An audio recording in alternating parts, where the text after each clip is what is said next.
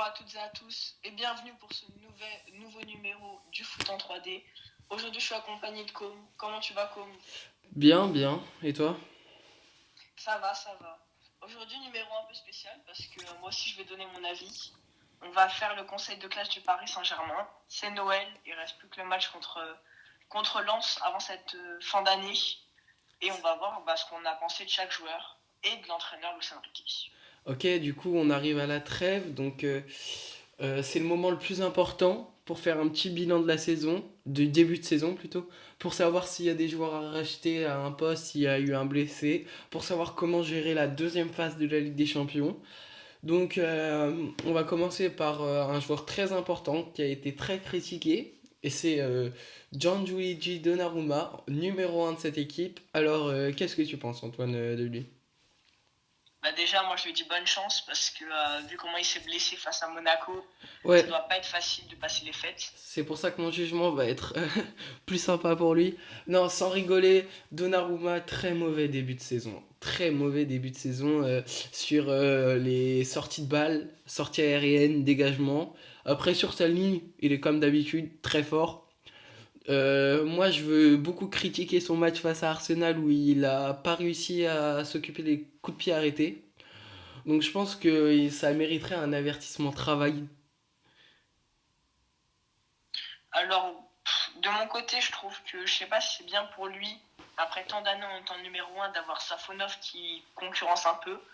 Mais ouais, il a pas fait une saison exécrable, mais c'est sûr qu'il c'était compliqué contre Arsenal, c'était compliqué Je contre pense, pas mal de clubs. je pense que son problème. Est-ce que Ouais, vas-y, vas-y, vas-y. je pense qu'on peut. Moi, je partirais plus sur un avertissement oral, enfin, en tout cas, un premier avertissement pour Donnarumma, parce que s'il continue comme ça cette saison, on va pas aller loin. En fait, moi je regrette que, en fait, j'ai l'impression qu'il analyse pas les matchs. Bon, après, ça c'est que mon avis. C'est pour ça que j'aimerais mettre un avertissement travail. Si t'es plus sur oral, on va dire que là, si on voit pas des améliorations, c'est avertissement travail direct. Et ils peuvent juger dans les commentaires. Maintenant, le numéro 39, Matvey Safonov. Alors, on l'a pas vu beaucoup. Très sérieusement, on l'a pas vu beaucoup. J'espère le voir face à Lens en Coupe de France parce que normalement ça va être un match qu'on va gagner. D'ailleurs pour la Coupe de France, allez sur YouTube, regardez Rêve de Coupe. Très très bonne playlist de vidéos fait par un très bon YouTuber, je vous conseille d'aller voir.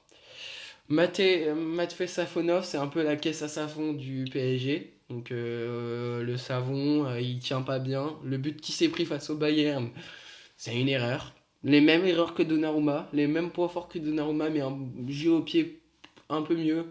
On l'a pas assez vu. Je pense que ça mériterait les encouragements pour lui. Qu'est-ce que t'en penses, Antoine? Ouais, il a fait. C'est difficile d'arriver dans un club où déjà le premier gardien c'est Donnarumma depuis quelques années. Il n'a pas fait un mauvais début de saison, sauf bien sûr sa sortie ratée face au Bayern et Musiala. Mais non, ça vaut les encouragements. Il a clairement gagné une place de semi-titulaire, ou en tout cas il concurrence Donnarumma. Donc il a fait le job. Donc non, place de semi-titulaire. Ouais, ouais. Bah, on va passer au défenseur avec notre numéro 2. Je pense que beaucoup de À gens. savoir qu'on ne fait pas bien sûr Arnaud Tenas qui n'a pas réellement joué. Oui, il n'a pas réellement joué. Donc là, notre numéro 2, Achraf Hakimi. Alors, Achraf Hakimi, c'est l'un des meilleurs joueurs du PSG dans ce début de saison, que ce soit en Ligue des Champions ou en Ligue 1, parce qu'on juge les deux. Et moi, je pense que Hakimi, il mérite les félicitations parce qu'il porte ce PSG. Je pense qu'il faut lui dire bravo parce que il joue 20 matchs en tant que latéral, il met 3 buts et fait 7 passes décisives. C'est un battant. En défense, il se débrouille bien. Moi, je pense que ça mérite les félicitations ou satisfaction, mais pas en dessous. Ouais, Hakimi qui d'ailleurs s'est fait un peu voler le Can Awards. Mm. Gagné par Ademola Lookman, ça avait fait beaucoup de polémiques sur les réseaux et tout, il y avait eu des gros problèmes. Non, Hakimi, clairement, pour moi, le meilleur défenseur droit du monde à l'instant T. Ouais. Donc, au moment où tu es le meilleur défenseur droit du monde, que tu fais presque tous les matchs, que tu es presque le joueur le plus important de cette équipe, bah, tu mérites les félicitations. Ouais. Après, bien sûr, Presnel Kimpembe, Lucas Hernandez On va pas pouvoir les juger parce que ils ont été blessés, donc ils n'ont pas joué cette début de saison. Mm. Donc on va passer. Lucas qui est revenu et Presco qui arrive bientôt, hein. Ouais, mais Il n'était pas dans le groupe, mais je crois que Luis Enrique ne le veut pas. C'est ce que j'ai compris. ah bah c'est sûr qu'après 2 ans à rien faire, ça va être compliqué, mais Après, du en coup, tout cas c'est un vrai battant. ouais, là je vais parler du taulier de cette équipe, du capitaine, notre numéro 5, Marquinhos. C'est franchement un taulier, il est là, il donne les bonnes informations, il dit ce qu'il y a à faire, il apprend beaucoup à Pacho. C'est pas les. Je serais pas allé jusqu'aux félicitations parce qu'il y a quelques erreurs. Je dirais satisfaction. Moi j'aurais dit satisfaction plus un petit bonus, c'est-à-dire que c'est satisfaction et peut-être les félicitations au prochain trimestre, puisque franchement il fait du bon boulot. Qu'est-ce que t'en penses? Ouais, franchement, Marquinhos, même il aura 31 ans en mai, il est sous contrat jusqu'en 2028. C'est clairement le taulier de la défense. Il avait pris énormément de choses à Pacho. Hmm. Il ramène le cadre dans cette équipe. Ça va être difficile de trouver un aussi bon capitaine que lui lorsqu'il partira. Mais non, franchement, il a fait une seule erreur face à Monaco. Sur sa main, il a été critiqué pour ça. Moi, je trouve qu'en 40 matchs, faire qu'une seule erreur, c'est quand même très fort. C'est ce qu'on attend de lui, hein. Mais non, franchement, il mérite clairement au moins les satisfactions. Ouais, Voire bientôt les félicitations. moi je dirais bien satisfaction plus à l'oral, félicitations en disant qu'il y a quelques progrès à faire sur du terme face aux grosses équipes, réussir à donner les informations à Donnarumma sur les sorties aériennes pour essayer, même si c'est pas trop son rôle, et s'il fait ça, ça serait un très gros bonus. S'il réussissait à dire attention, t'as derrière toi un joueur, fais attention, tout ça, ça serait pas mal de sa part. Ouais. On va passer à un autre taulier. Bizarrement, les tauliers, ce sont les latérales dans cette équipe menée par Luis Enrique. C'est Nuno Mendes, le numéro 25. 15 matchs, un but, une passe D. C'est franchement bien. Euh, un très bon joueur qui sait ce qu'il a à faire. Moi, je dirais. Ah, c'est dur, hein. Ça serait oui, un des tauliers. Moi, je dirais félicitations pour Nuno Mendes. Parce que franchement, il réussit à mener cette attaque qui est pas super en ce moment. Donc, moi, je dirais félicitations. Qu'est-ce que t'en penses, Antoine? Ouais, Nuno Mendes qui apporte un plus en attaque. Défensivement, c'est quand même compliqué. Il n'a pas fait réellement d'erreur, sauf face à l'Atlético, où on se prend clairement un but à cause de lui. Maintenant, il donne tout sur le terrain. On l'a vu face au Bayern. Euh, Félicitations, je sais pas. Maintenant, au moins satisfaction, c'est sûr. Mais il est trop mauvais en défense, en fait, pour pouvoir jouer, par exemple, dans les défenses à 3 où Hakimi peut, lui. Donc, Bah, non, félicitations, peut-être. je propose qu'on fasse comme Marquinhos. Satisfaction plus à l'oral. Ouais, Félicitations félicitations à Laura. et donner les points où il doit progresser, c'est-à-dire la défense, comme tu disais, c'est vrai. On va sauter Lucas Beraldo et Skriniar qui n'ont pas beaucoup joué.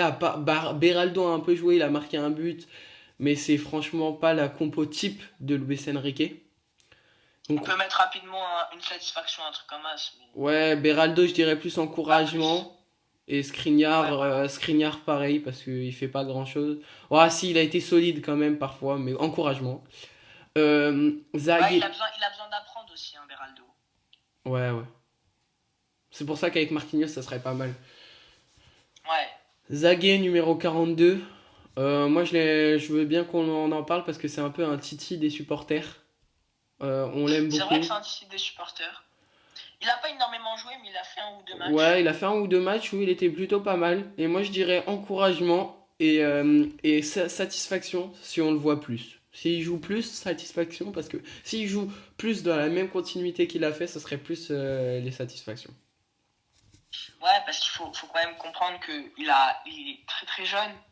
Il n'a pas fait d'erreur. Bon, c'est sûr qu'on n'est pas sur le même rendement qu'un Nuno Mendes, qu'un Marquinhos. Hmm. Mais pour la durée de temps à laquelle il a eu le droit, c'est clairement une satisfaction. On va enchaîner avec le numéro 51 de cette équipe, William Pacho, qui est, qui est titulaire, hein, qui est dans l'équipe type de notre Luis Enrique, qui apprend très très vite, qui joue franchement bien, qui gère bien la défense. Et moi, j'aimerais bien dire satisfaction pour ce jeune joueur de talent. Ouais, Pacho qui a clairement ébloui un peu tout le monde. Même moi, j'ai cru entendre qu'au début, il disait que la Ligue 1, c'était pas assez physique.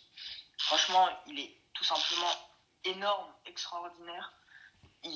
Franchement, il fait le taf en défense. C'est compliqué de lui retirer une place de titulaire. Et non, non, très très fier de Pacho. Il mérite clairement les satisfactions et les félicitations. On va enchaîner avec un joueur que beaucoup d'Espagnols aiment. Il a mis une de ses frappes parfaites à l'Euro. Le numéro 8, Fabian Ruiz. 21 matchs, un but, 2 passes D. Il est clairement pas le titulaire préféré de Luis Enrique dans son milieu. Il l'aime bien Il quand a de il... la chance d'être espagnol. Hein. Ouais, oui, oui, c'est vrai. Il aime bien quand il joue dans un milieu à possession. Il aime bien l'avoir parce qu'il a une bonne conduite de balle, je trouve.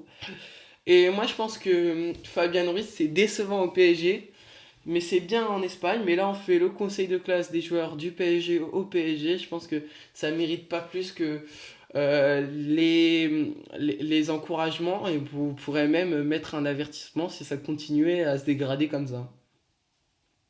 Ouais, Fabien Ruiz qui n'a pas été forcément très critiqué, mais qui n'a pas fait des choses extraordinaires pour ce que c'est. Il a un très bon rendement, il est très très bon au niveau de l'endurance. C'est un peu un Kanté bis, mais il faut avouer qu'il a clairement des soucis sur le rendement offensif Mm. et que ça se voit. Donc, ouais, pour moi, encouragement avec même presque sans mention. Ouais, ouais, on pourrait faire ça sans mention pour cette fois, avec possibilité au prochain trimestre. Trimestre, on dit ça, au prochain bilan, un avertissement parce que c'est pas super super en ce moment.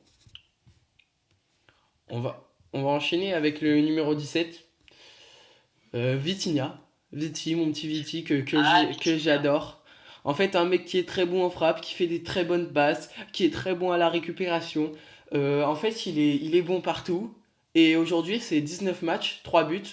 Taulier dans chaque match qu'il joue, il est présent à part face au Bayern où il comprenait pas trop ce milieu à 4. Bon, certes, c'est pas si grave de faire un match moyen. Ça va pas remettre en question tout ce que tu as fait. Et là, il est franchement. Moi, je l'adore. Je trouve qu'il fait un très bon début de saison. Un des meilleurs milieux du PSG. Et je dirais, pourquoi pas, parce qu'il a envie de courir.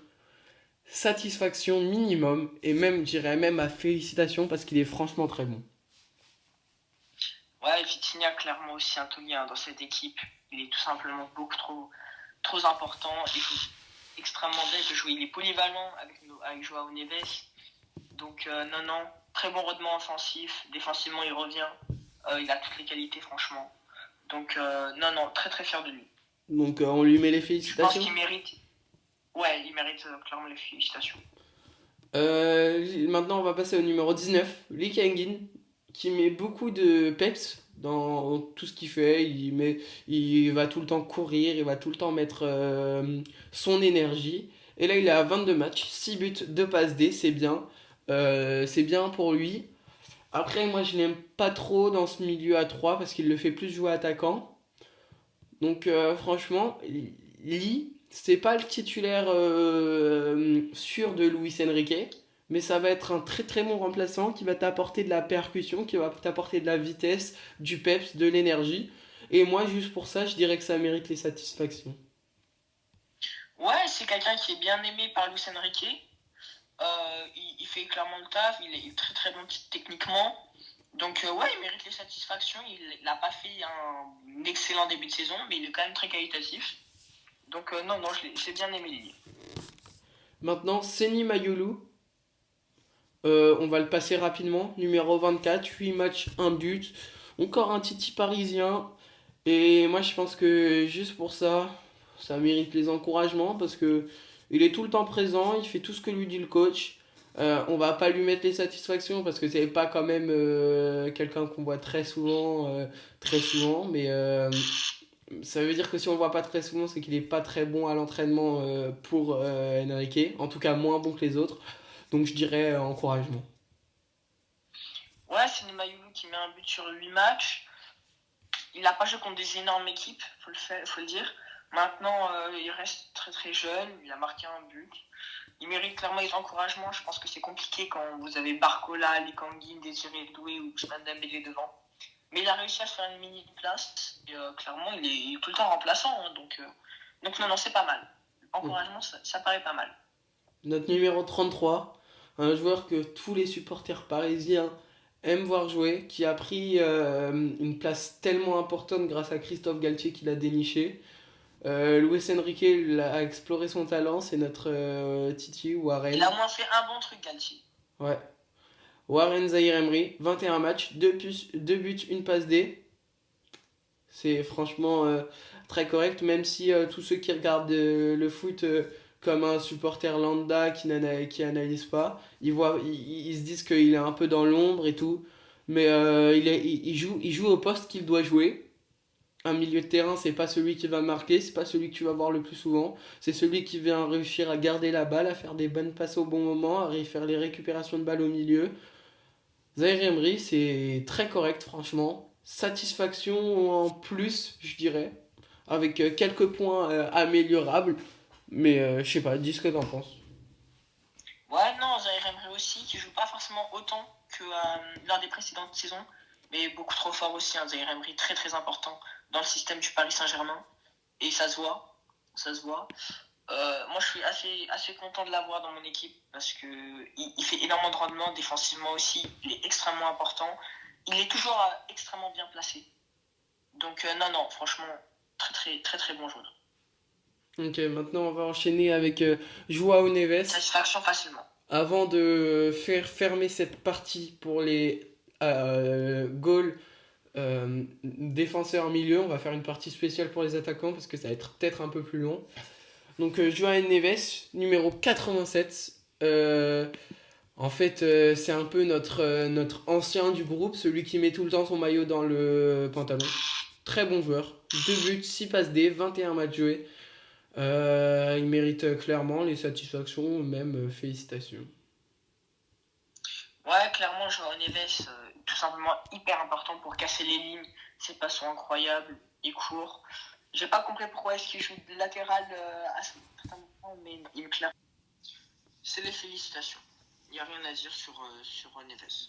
Ok les gars, merci d'avoir regardé cette première partie où on faisait que le conseil de classe des joueurs du PSG, mais là on fait que gardien, défense, milieu, et là après on va vous sortir la partie 2, attaquant.